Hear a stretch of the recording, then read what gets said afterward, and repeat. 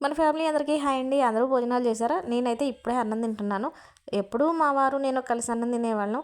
కానీ ఈరోజు ఆయన గారికి తోటలోకే క్యారేజీ కట్టాను. మిరప తోటకి నీళ్లు కడుతున్నారు. పొద్దుదాకా ఇంటికి రావాలంటే కలవదు కానీ క్యారేజీ కట్టేసాయి అన్నారు.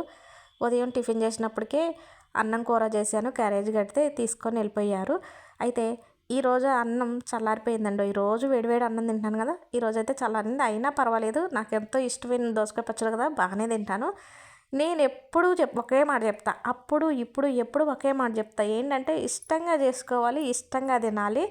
ఎప్పుడేం జరిగిద్దో ఎవరికి తెలియదు. ఎవరికి ఇష్టం వచ్చిందో వాళ్ళు తినాలి. కాకపోతే బయట ఫుడ్ అయితే తగ్గియండి. ఆ మధ్యలో ఒకళ్ళు కామెంట్ పెట్టారు, ఇట్లా తింటేనే లేనిపోని రోగాలు వస్తాయని. ఇలా తినటం వల్ల లేనిపోని రోగాలు రావండి.